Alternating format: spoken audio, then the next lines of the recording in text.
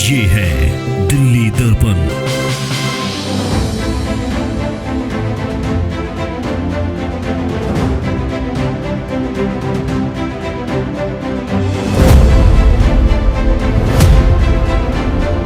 इस बार थोड़ा सा चुनाव के अंदर दोनों पक्षों के अंदर मनमुटाव है। हमारे पास लगातार फ़ोन आते हैं, एलिगेशन, काउंटर एलिगेशन। हम कोशिश करते हैं कि दोनों को सेटिस्फाई करके उनका जवाब दें। हमारी कोशिश एक ही रहती है कि ये बिल्कुल पारदर्शिता के साथ हो।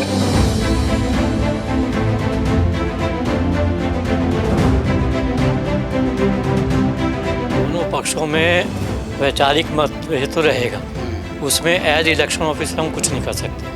हमारी जो कोशिश है कि भाई इलेक्शन के टाइम या वोटिंग के टाइम अंदर कोई प्रॉब्लम ना क्रिएट करे, हमने उस हिसाब से सारा इंतजाम किया हुआ है।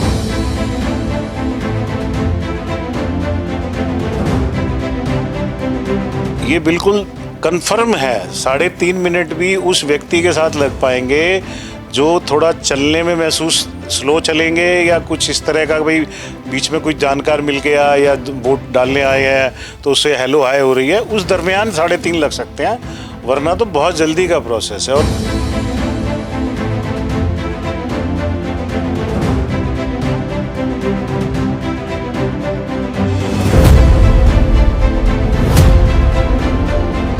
नमस्कार, मैं हूं राजेंद्र स्वामी और आप देख रहे हैं दिल्ली दर्पण टीवी।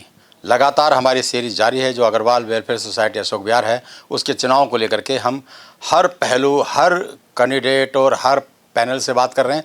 और इस समय मैं बात कर रहा हूं उन कंधों पर जिनके ऊपर इस चुनाव को संपन्न कराने की जिम्मेदारी है।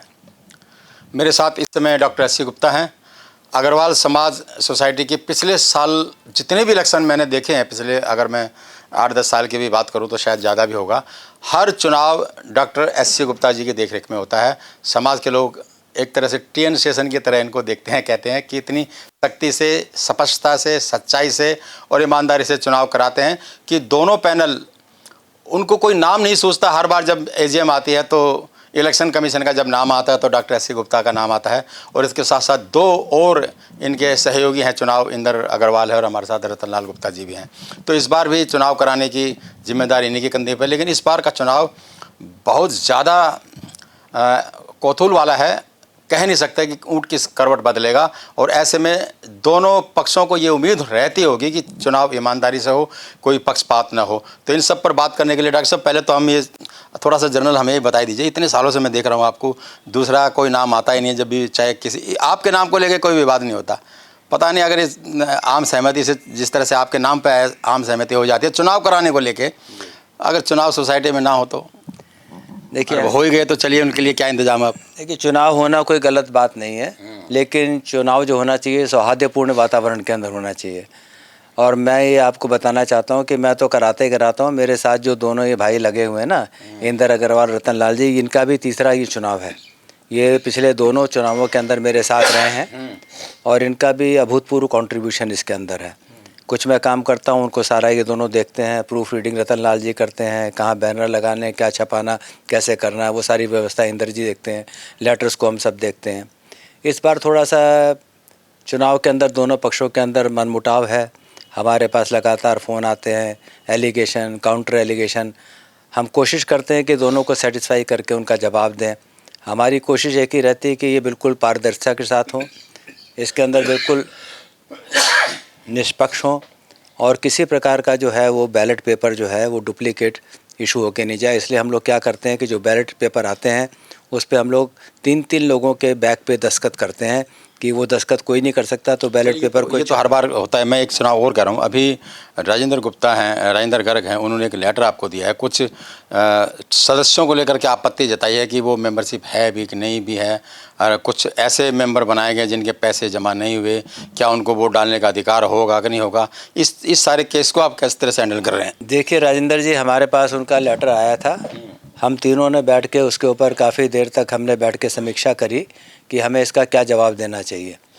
तो फिर निर्णय तीनों ने मिलकर यही लिया कि भाई इनकी आपत्ति ये है कि इनको मेंबर्स का पूछना है कि इस मेंबर के अमुक पैसे जमा हुए नहीं हुए, कितने हुए, अगर हुए, क्योंकि मेंबरशिप हमारी 5 लाख रुपए पर मेंबर है। वो एक ही घर से 8-9 मेंबर थे, इसलिए उन्होंने ऐसा लेटर लिख के दिया था कि अगर 8-9 मेंबर एक ही घर से है तो 40-45 लाख रुपया उस घर से आना चाहिए। तो इतना पैसा आया है या नहीं आया है? तो जब उन्होंने ये लेटर हमारे पास आया तो हम लोग तीनों ने निर्णय लिया कि हमारा जो इस टाइम और कोई संस्था तो है नहीं, जो एक्स ऑफिशियो थे वो सारे के सारे बाहर हो गए। ऑफिस हमारा चल रहा है जिसके अंदर हमारा अकाउंटेंट भी है, मैनेजर भी है और इलेक्शन को देखने वाला भी है। तो हमारी समझ में यही आया कि हम इनको एक लेटर देते हैं और इनसे पूछते हैं कि भाई इनकी ये क्वेरी आई है। वो लेटर हमने राजेंद्र जी का लगा दिया और इनसे पूछा कि भाई इसके आप बताइए कि इसके बारे में क्या है। तो उसके एवज में जो यहाँ के मैनेजर थे शायद उनको ये ठीक नहीं लगा कि मेरे से क्यों पूछा जा रहा है। फ़िलहाल जो भी कुछ हुआ ये हुआ कि हमें कंट्रोल बोर्ड से एक फ़ोन आया कि भाई ये आपका इनसे पूछने का काम नहीं है, आपको जो कुछ पूछना है आप हमसे पूछिए।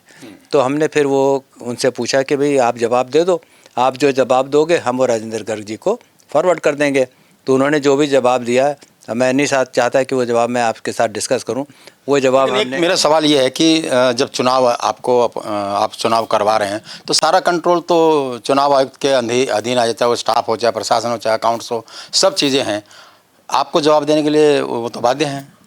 नहीं, हमारा काम ये नहीं कि हम उनको खंगालें कि रसीद बुक कहाँ रखी हैं, इसमें किस दिन रसीद कटी है, किसकी रसीद, ये काम हमारा नहीं है।